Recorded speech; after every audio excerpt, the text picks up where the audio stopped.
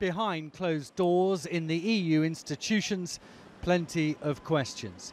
Unguarded comments made by the UK's Brexit negotiator Olly Robbins that I overheard in a hotel bar are putting the government's strategy under scrutiny.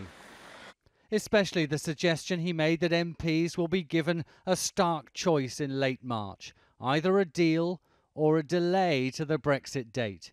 Do you think they're helpful? Earlier, I caught up with the man who Olly Robbins has been negotiating with, Michel Barnier. No. Do you think he needs to clarify his comments? I don't want to comment on the comments. You don't want to comment on the comments? Please. Awkward questions for the EU Commission spokesman as well.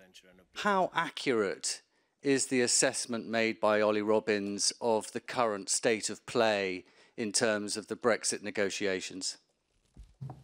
I do not have the privilege of discussing my job with Olly Robbins. He's not my interlocutor. But the spokesman was only too willing to repeat that there is a process for extending the negotiation period. We have not received any request for an extension. An extension, the possibility of an extension is provided for by Article 50 itself.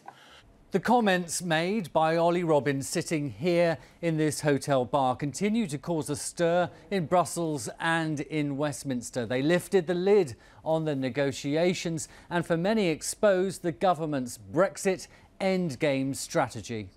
In the Commons, the Prime Minister was asked again if she would rule out delaying Brexit. Notwithstanding Brussels barroom chatter, will the Prime Minister rule out a delay of Brexit? I'm grateful that he has asked me that question rather than relying on what someone said to someone else as overheard by someone else in a bar.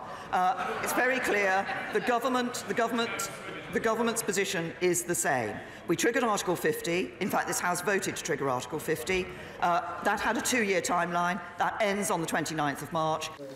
The EU Council President Donald Tusk, who met with Michel Barnier this evening, tweeted that no news is not always good news, adding that the EU is still waiting for concrete, realistic proposals from London.